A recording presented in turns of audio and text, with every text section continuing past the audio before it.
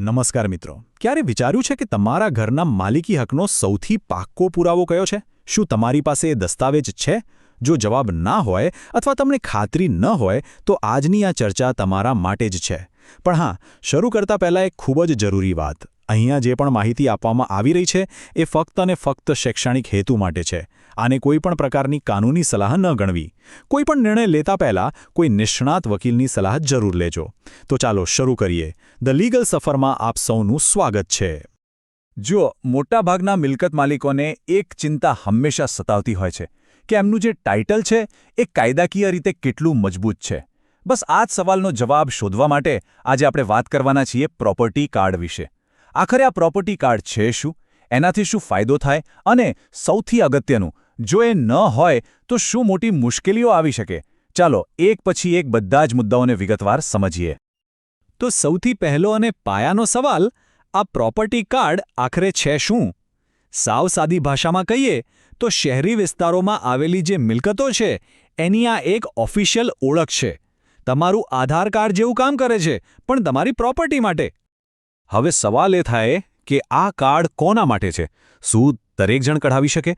તો સમજો, ગુજરાતમાં જે પણ વિસ્તારો ટાઉન પ્લાનિંગ સ્કીમ એટલે કે ટીપી સ્કીમ હેઠળ આવે છે ત્યાં આવેલી કોઈપણ મિલકત માટે આ કાર્ડ બની શકે છે. અને આ કાર્ડ જારી કોણ કરે? તો એની જવાબદારી છે સિટી સર્વે વિભાગની. અને હા, અહીંયા એક બહુ જ મહત્વની વાત સમજવા જેવી છે. આ પ્રોપર્ટી કાર્ડ માત્ર ખાલી જમીનના ટુકડા માટે નથી. ના, એ ખાસ કરીને શહેરી વિસ્તારોમાં જે બિલ્ડિંગો છે, જે બાંધકામ થયેલા છે, એની માલિકીનો મુખ્ય રેકોર્ડ છે. અને આ જ વસ્તુ તેને 7/12ના ઉતારાથી બિલકુલ અલગ બનાવે છે. સારું, તો અત્યાર સુધી આપણે સમજ્યું કે પ્રોપર્ટી કાર્ડ શું છે. હવે વાત કરીએ પ્રેક્ટિકલ મુદ્દાની. માની લો કે તમારે આ કાર્ડ કઢાવવું છે, તો એની પ્રોસેસ શું છે? અરજી કરવા માટે કયા કયા ડોક્યુમેન્ટ્સ હાથવગા રાખવા પડશે? ચાલો એનું આખું ચેકલિસ્ટ જોઈ લઈએ.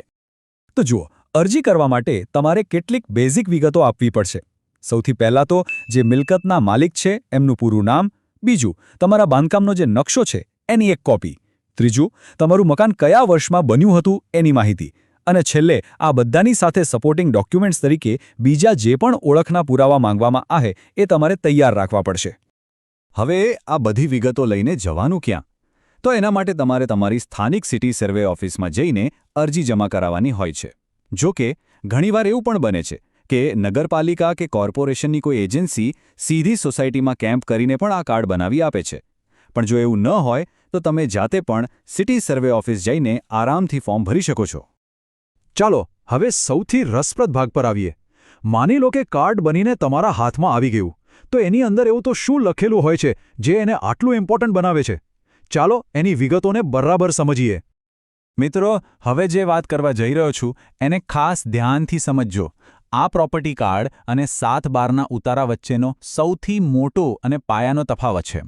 જો 7/12નો ઉતારો તમને ફક્ત જમીનનો એરિયા બતાવશે કે જમીન કેટલી છે, પણ પ્રોપર્ટી કાર્ડ એનાથી એક સ્ટેપ આગળ છે. એ તમને જમીનની સાથે સાથે એના પર થયેલા બાંધકામ એટલે કે કન્સ્ટ્રક્શનનો એરિયા પણ ચોક્કસપણે બતાવે છે. આ બહુ મોટો ફરક છે. અને વાત અહીં પૂરી નથી થતી. આ બાંધકામના ક્ષેત્રફળ સિવાય પણ ઘણું બધું હોય છે આ કાર્ડમાં. જેમ કે તમારો વોર્ડ નંબર અને સિટી સર્વે નંબર, તમારી પ્રોપર્ટી કઈ ટીપી સ્કીમમાં આવે છે એનો ટીપી નંબર અને ફાઇનલ પ્લોટ નંબર. પછી આવે છે સત્તાનો પ્રકાર, એટલે કે તમારી મિલકત ફ્રી હોલ્ડ છે કે લીઝ હોલ્ડ, જેના આધારે ટેક્સ નક્કી થાય છે. એટલું જ નહીં, જો તમે મિલકત ભાડે આપી હોય તો ભાડુઆત એટલે કે પટ્ટેદારની વિગતો પણ એમાં હોય છે.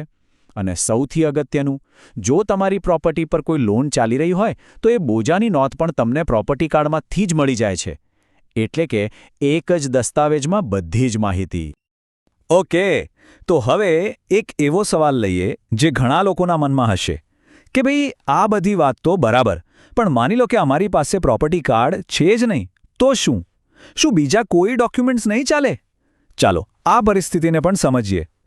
એ વાત સાચી છે કે ગુજરાતમાં હજી પણ ઘણા એવા વિસ્તારો છે જ્યાં મકાનોના પ્રોપર્ટી કાર્ડ બન્યા નથી. તો આવા કેસમાં માલિકીના પુરાવા તરીકે બીજા દસ્તાવેજોનો ઉપયોગ થાય છે. કયા દસ્તાવેજો? જેમ કે મ્યુનિસિપાલિટીનું ટેક્સ બિલ, તમારો વેચાણ દસ્તાવેજ, જો સોસાયટી હોય તો એલોટમેન્ટ લેટર કે શેર સર્ટિફિકેટ, અથવા તો પછી 7/12નો ઉતારો.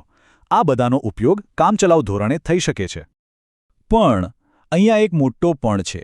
ભલે આ બીજા દસ્તાવેજો ચાલી જતા હોય, પણ જ્યારે વાત આવે છે મોટી નાણાકીય લેવડદેવડની, ખાસ કરીને બેંકમાંથી લોન લેવાની, ત્યારે મોટાભાગની બેંકો અને નાણાકીય સંસ્થાઓ પ્રોપર્ટી કાર્ડનો જ આગ્રહ રાખે છે. એ લોકો બીજા ડોક્યુમેન્ટ્સ પર સહેલાઈથી ભરોસો નથી કરતા. આના પરથી જ સમજાઈ જાય છે કે બીજા દસ્તાવેજોની એક મર્યાદા છે. એટલે જ પ્રોપર્ટી કાર્ડ કઢાવી લેવું એ હંમેશા સૌથી સારો અને સલામત રસ્તો છે. તો આટલી બધી ચર્ચા પછી આપણે કયા તારણ પર પહોંચી શકીએ? શું તમારી માલિકી ખરેખર સુરક્ષિત છે? ચાલો આખા વિષયનો સાર સમજીએ અને અંતિમ ટેકઅવે શું છે એ જોઈએ. તો મિત્રો, એક વાત ગાંઠ બાંધી લેજો. પ્રોપર્ટી કાર્ડ એ માત્ર એક કાગળનો ટુકડો નથી, એનાથી ઘણું વધારે છે. શહેરી વિસ્તારમાં તમારી મિલકતની માલિકી સુરક્ષિત છે એનો એ પાયાનો પથ્થર છે. તમારી કાનૂની અને નાણાકીય સુરક્ષાનો એક મજબૂત આધાર છે. તો હવે છેલ્લો સવાલ તમારા માટે. શું તમારી મિલકતના દસ્તાવેજો ભવિષ્યની કોઈ પણ જરૂરિયાત માટે સંપૂર્ણપણે તૈયાર છે? આશા રાખું છું કે આજની માહિતી તમને ચોક્કસપણે ઉપયોગી થઈ હશે. જો આ વિષયને લગતો કોઈ પણ પ્રશ્ન તમારા મનમાં હોય તો નીચે કોમેન્ટ બોક્સમાં અમને જરૂરથી પૂછજો. જો તમને અમારું કામ ગમ્યું હોય તો ધ લીગલ સફારીને લાઇક, શેર અને સબસ્ક્રાઇબ કરવાનું ભૂલશો નહીં. તમારો સપોર્ટ અમારા માટે બહુ જ જરૂરી છે. ફરી મળીશું એક નવા કાયદાકીય વિષય સાથે. તમારો ખૂબ ખૂબ આભાર.